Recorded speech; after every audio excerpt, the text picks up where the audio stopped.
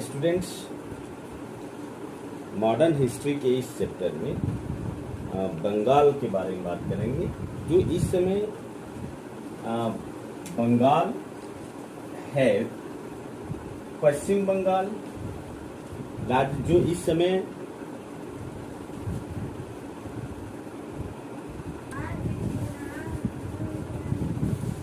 उस समय बंगाल में जो वर्तमान में पश्चिम बंगाल भारत का राज्य है और बांग्लादेश, बिहार, उड़ीसा ये सम्मिलित थे।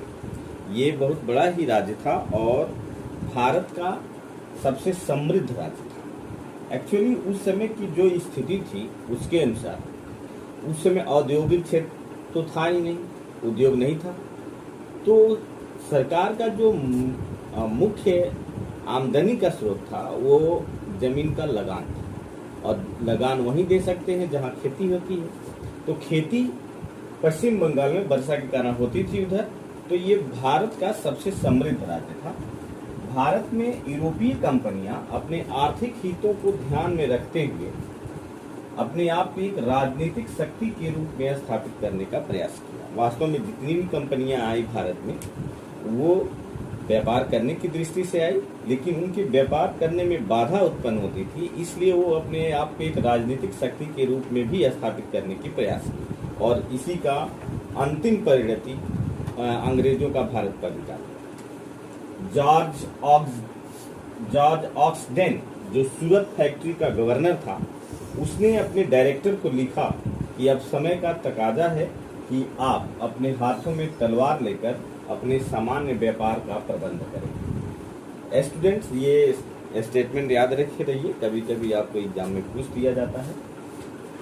और 1651 में शाहजहां की लड़की का इलाज एक अंग्रेज डॉक्टर बटन द्वारा किए जाने पर अंग्रेजों को 3000 रुपया वार्षिक में बंगाल, बिहार तथा उड़ीसा में मुक्त व्यापार करने की अनुमति मिली। 1651 में ही इसको कुछ लोग कहते हैं कि शाह शुजा जो बंगाल का गवर्नर था उसने भी अनुमति दिया था।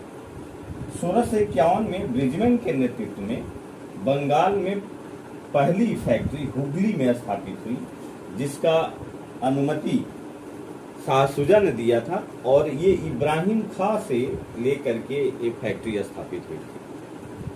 1662 ईस्वी में मुगल सूबेदार शाइस्ता खां द्वारा फरमान जारी कर व्यापार सुविधा दी गई और 1680 में भी औरंगजेब ने भी फरमान जारी कर अंग्रेजों को व्यापार करने की सुविधा दी। 1698 में सबसे महत्वपूर्ण है, 1698 में मुगल सूबेदार अजीमुद्दीन ने सुल्तानाती, कालीकट और गोविंदपुर की जमींदारी 1200 रुपया में अंग्रेजों को दी।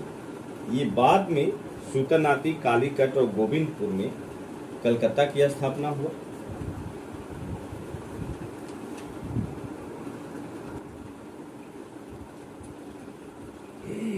स्टूडेंट्स,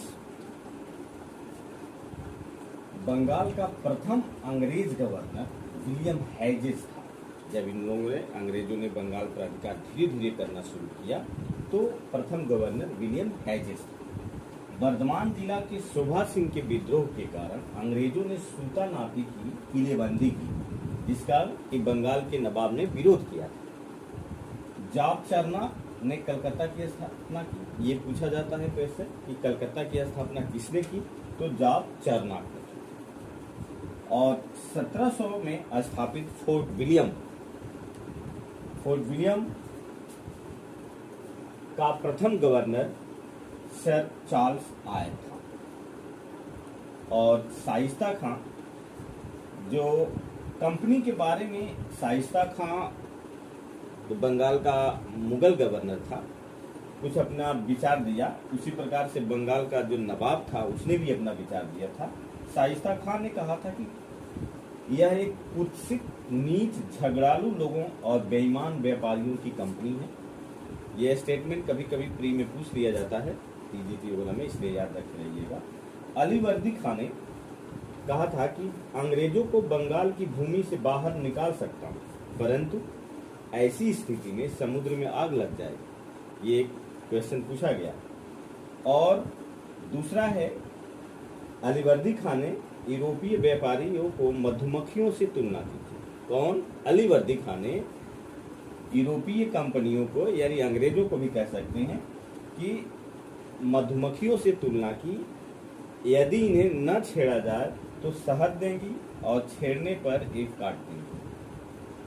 डचों का बंगाल में जो चिनसुरा फोर्ट था उसे गुस्ताउल फोर्ट के नाम से जाना जाता है, ये पूछा जाता है। गुस्ताउल फोर्ट कहाँ था? तो चिनसुरा। उसी तरह से फ्रांसीसी चंद्रनगर में अपना किला बनाए थे, इसे कहा जाता है फोर्ट ओरलियंस। ये भी पूछा जाता है वनडे एग्जाम में, ऑब्जेक्टिव।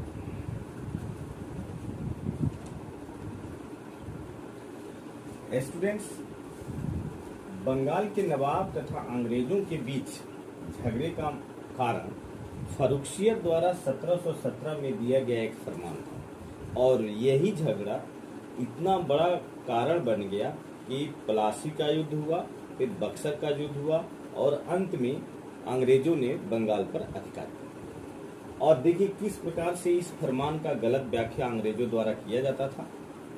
जैसे फरमान के अनुसार, यानी जो फर्रुखियत ने दिया था, कंपनी के व्यापार को 3000 वार्षिक कर के बदले मुक्त व्यापार की अनुमति थी।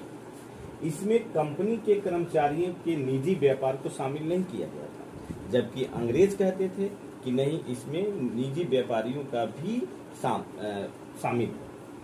और जबकि अंग्रेज इसको शामिल करते थे, नवाब इसके खिलाफ था, क्योंकि अंग्रेज अपने निजी व्यापार को भी काफी बढ़ावा देते थे, जिससे स्थानीय व्यापारियों को घाटा होता था। दूसरा, बंगाल के शाही मुद्रणालय का प्रयोग अंग्रेज कर सकते थे, परंतु दीवान की मंजूरी आवश्यक थी। इसमें भी अंग्रेज कहते थे कि दीवान की मंजूरी आवश्यक नहीं थी, दीवान इसको मंजूर करने के लिए बाध्य है। इससे बंगाल को घाटा होता, जिसके कारण दीवान इसकी अनुमति नहीं दिया।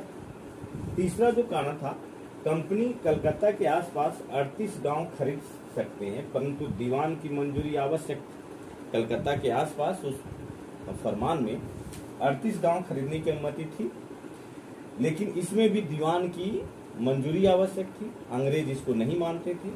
दूसरा विवाद ये था कि गोविंदपुर, सुतानापी और कालीकट, इनकी जमींदारी अंग्रेजों को 1200 रुपया वार्षिक में दी गई थी, लेकिन कलकत्ता के आसपास 38 गांव के अलावा और भी जमीनें खरीद लिए थे, लेकिन ये लगान सिर्फ 1200 रुपया ही देते थे। इससे नवाब को काफी घाटा होता था, और यही विवाद लास्ट में बढ़ चलते चलते झगड़े का कारण है। स्टूडेंट, इस वीडियो में इतना ही। इसके बाद हम देखेंगे कि किस तरह से प्लासी का युद्ध हुआ, और किस तरह से फिर बक्सर का युद्ध हुआ, और लास्ट में अंग्रेज बंगाल पर अधिकार करने में सफल हुए।